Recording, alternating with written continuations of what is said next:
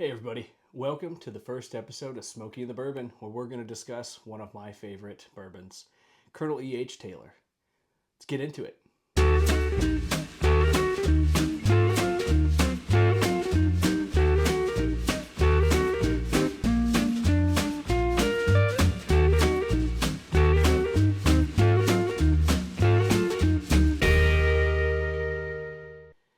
Well, here at Smokey and the Bourbon, E.H. Taylor is an automatic keep on the shelf wherever we go. If we can find it, we're buying it probably.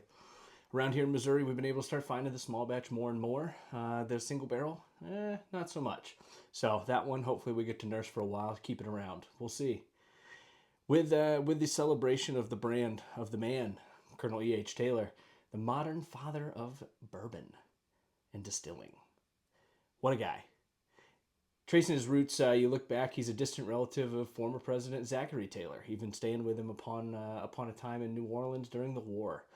Colonel Taylor got his start out in banking, was lending to distilleries. Ultimately decided he wanted to take a little foray into distilling. Moved to Scotland, moved to Ireland, learned how to make Scotch, learned how to make Irish whiskey. Moved to Germany, made beer. Learned about all the quality processes that kind of didn't exist at the time in the U.S. Brought those back, decided to start making his own, and did a fantastic job at it. Ultimately, his contributions included advances in distilling and aging processes, and ultimately helping pass the Bottled and Bond Act of 1897, which required bourbon to be produced by one distiller during one season in a governmentally supervised warehouse, and ultimately bottled at 100 proof. So that level of quality, that level of consistency was something that lacked in the bourbon scene at the time, and that's something that Colonel Taylor helped bring to the rest of the world. You're welcome. Fun fact, some of the warehouses that it's being aged in right now at Buffalo Trace, he built. Good times. Unfortunately, over time, facing hardships and debt, Colonel Taylor ultimately had his balances bought by a St. Louis liquor firm. Yay, St. Louis. Gregory and Stagg. Yes, that George T. Stagg. The firm ultimately took possession of his distillery, and Taylor remained on board. They were pretty involved, and he even saw the construction of the new distillery, which is ultimately where Buffalo Trace stands today.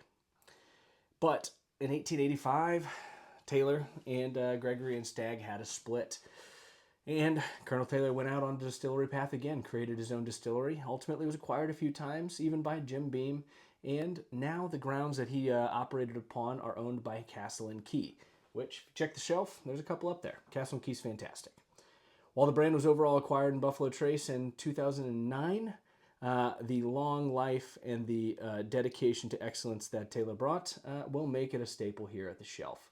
Colonel Taylor is a 100 proof bottled and bond whiskey produced by Buffalo Trace and named after the father of bourbon, Edmund Haynes Taylor Jr. Let's get to the nose. Let's get to the tasting. Let's go.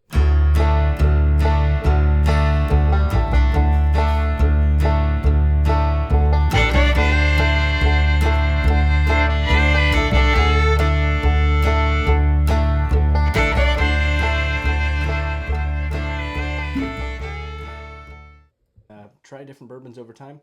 I don't care to taste bourbon with my nose. I prefer it in my mouth. Pause. But we'll do it. So on the Colonel Taylor small batch, you get some of that corn. What I love about Taylor, there's no alcohol burn. It's so smooth. And it's for the price. If you can get it in MSRP, for the price, can't beat it. It's lovely. You can get other ones at that price too, but it's great. You get the vanillas. What? You get the soft oak. What? Man. To the taste. Let's go.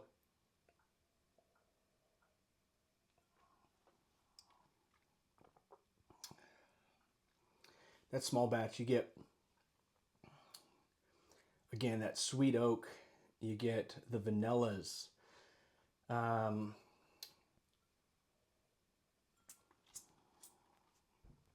Get a little bit of that orangey citrus, a little baking spice on the end. Man, that's good. A little bit of corn. You get a little bit of the corn in there. Again, really just a very mellow. It's not a, you know, it's 100 proof. It's not a big flavor bomb from a standpoint of like you get all those complex 120 proof, everything else. It's been sitting around for a while. It's a fantastic, neat sipper. Put it on ice if you want to nurse it for a little bit. It's great. And this is a staple at the house. Staple at the house, staple in the bar. There's one under the shelf just in case this one goes wrong. And by wrong, I mean gone. But love that. Love that. The second expression that we're going to try here is the single barrel. Again, single barrel. Here, I'm in St. Louis, Missouri.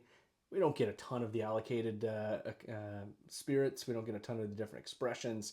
And when we do, we have a lot of the museums where they just try and charge double of everything. It is what it is. It's fine. But found one, have one, love it.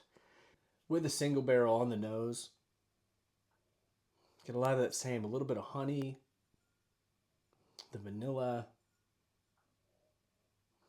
that oaky sweetness, little cherry.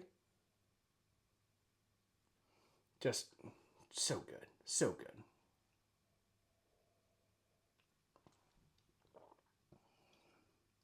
And on first sip, it's all the things that you love about the small batch, just amplified into the single barrel. Um,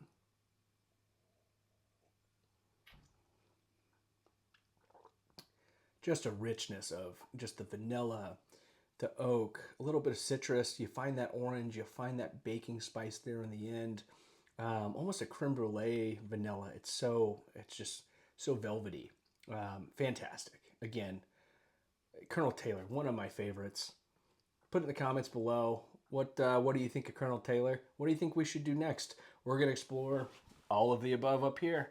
So let me know what we should do next. We'll see you next time. Enjoy.